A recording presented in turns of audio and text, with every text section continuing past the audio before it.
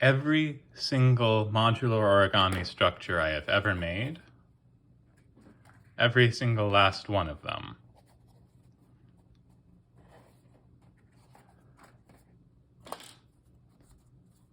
has followed this precise formula without any deviation, right?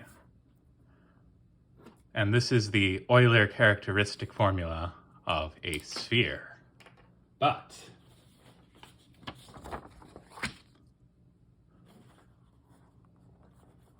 ta-da!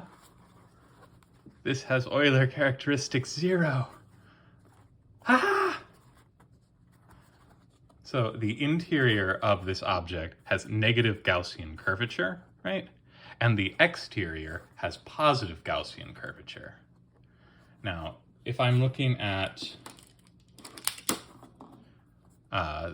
objects like this is a triangular dihedron, right?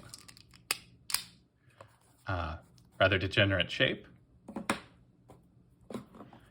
This is a tetrahedron, right? 3 triangles about a vertex, so it opens up a bit more. It's a bit easier to see that this is a tetrahedron with the faces colored in. And if we have 4 triangles about a vertex, it opens up a bit more. And so we're lowering the amount of Gaussian curvature each time. Then if I go up to 5, right?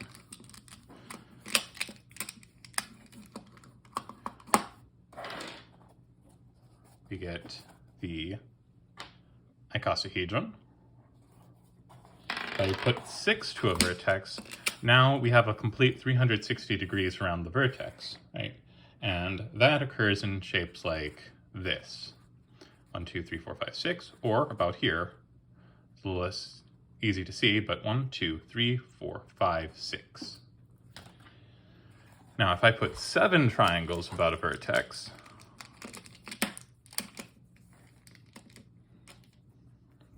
we get this bent sort of saddle shape that occurs in not too many objects that I've built, but in this one, 1, 2, 3, 4, 5, 6, 7, one of the augmentations of the octahedron as shown in one of my other videos. And here we have an object that has 8 triangle vertices. 1, 2, 3, 4, 5, 6, 7, 8. They're all just kind of bent in. Anyway, the Euler characteristic formula for a torus is vertices minus edges plus faces equals 0. So we can, well, I think that the math is a bit easier to do with the dual of this object. So this is constructed out of triangular vertices, which meet at 7, 6, and 5 triangles to each vertex, right? And we can plug in, so its dual would be made up of pentagons, hexagons, and heptagons. Now, hexagons don't really affect anything, they just kind of pad things out, right? And they're really necessary here because the exterior needs to be larger than the interior. And since 7 is greater than 5, we need to have like a lot of padding because we can't just have pentagons going around the exterior because, anyway. So when you plug in vertices equal 5 times the number of pentagons plus 7 times the number of heptagons divided by 3 because we have 3 meeting at each vertex, because in it, since here we're dealing with triangles, the dual would be dealing with 3 polygons meeting to a vertex. Edges is equal to 5 times the number of pentagons plus 7 times the number of heptagons divided by 2, because you always have 2 polygons meeting at each vertex for these objects. I mean, it's possible you could have 3 in some object, but you would have to handle that differently, and it doesn't really apply to the modular origami. So anyway, faces equals pentagons plus heptagons. That's just because the number of pentagons plus the number of heptagons, that's the number of faces. So anyway, you plug that in. What you find is that the number of pentagons equals the number of heptagons. So here I have each heptagon marked with an orange module.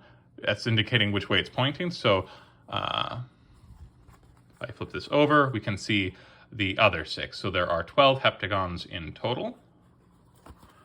And each one of these is then paired with a 5 triangle vertex. So here we have this orange, and then we have these 1, 2, 3, 4, 5.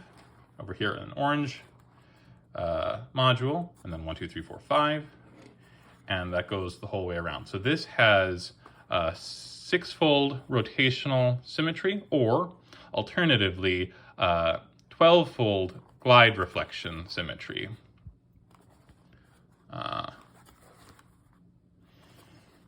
Anyway,